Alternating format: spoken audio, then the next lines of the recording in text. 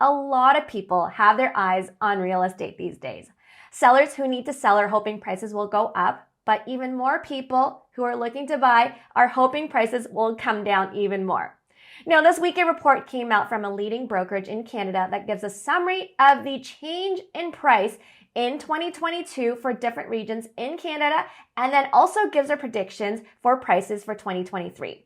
Of course, I went right into the GTA to see what they think of it, and it seems completely off. Now, the media is all over it lately, so I wanted to clarify things with you so that you can actually get a better picture of what's happening.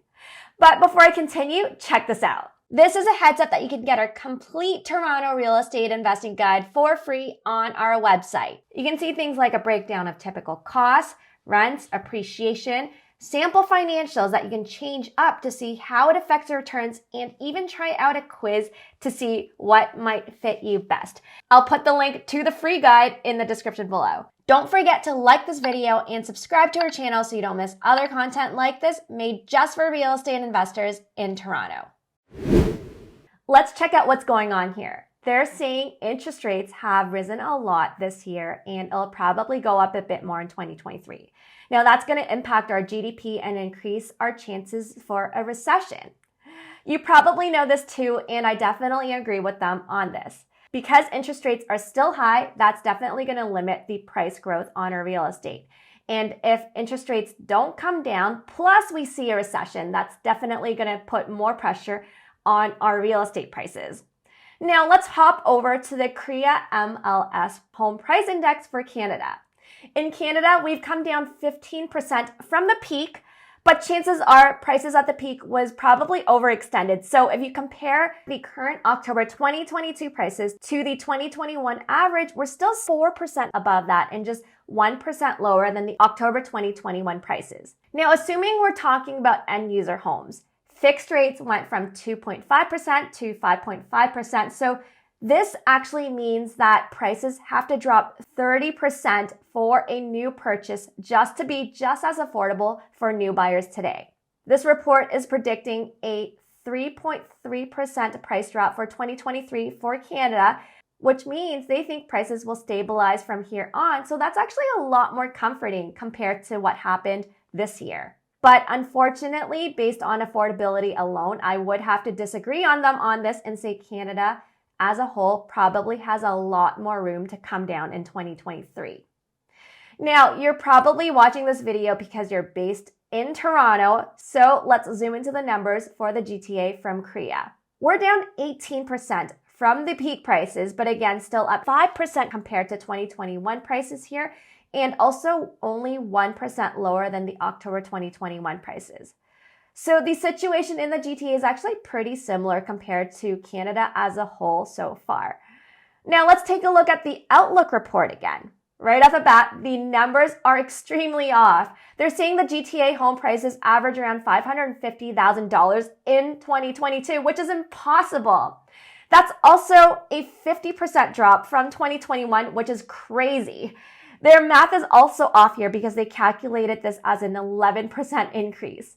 Anyway, let's see what the real prices are right now. From TREB, as of October of 2022, the average real price for the GTA is at $1.09 million.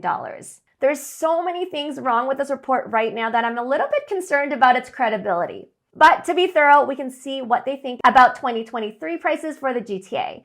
And what they're saying is that we'll see much bigger declines in the GTA compared to Canada as a whole, with the GTA prices coming down a much bigger 12% next year.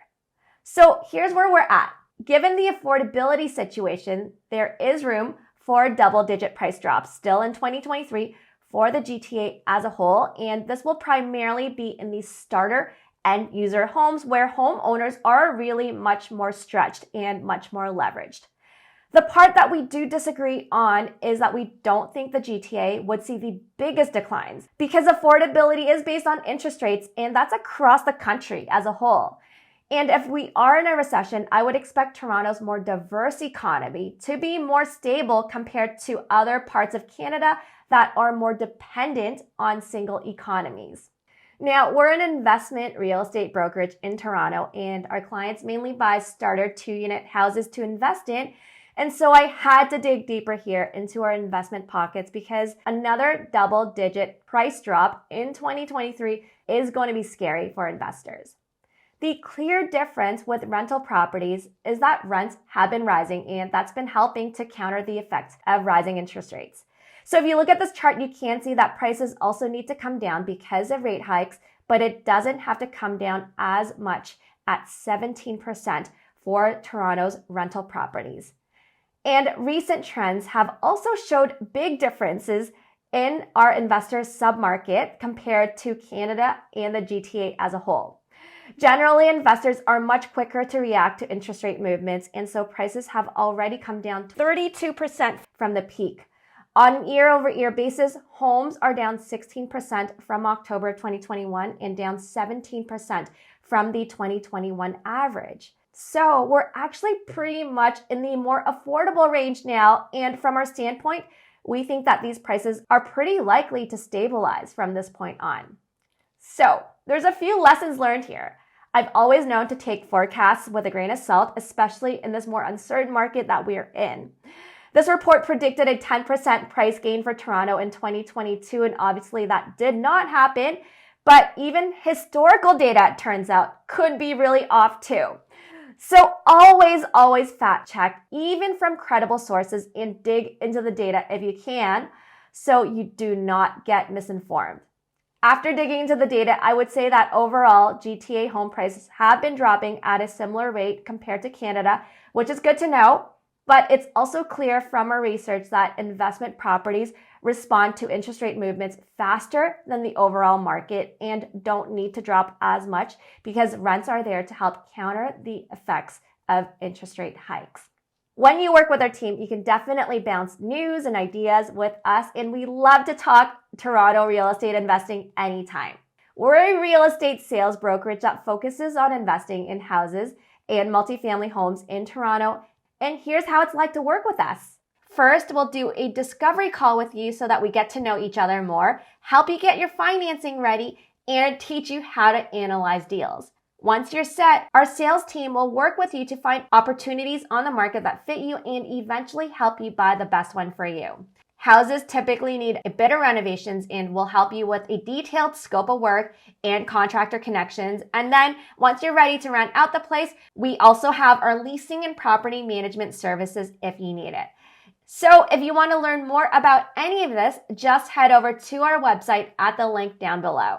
Again, don't forget to give this video a thumbs up and look for us on Facebook, Instagram, or LinkedIn to hear from us more regularly. You can also head over here to check out our other videos. Thanks so much for watching, and see you in the next video.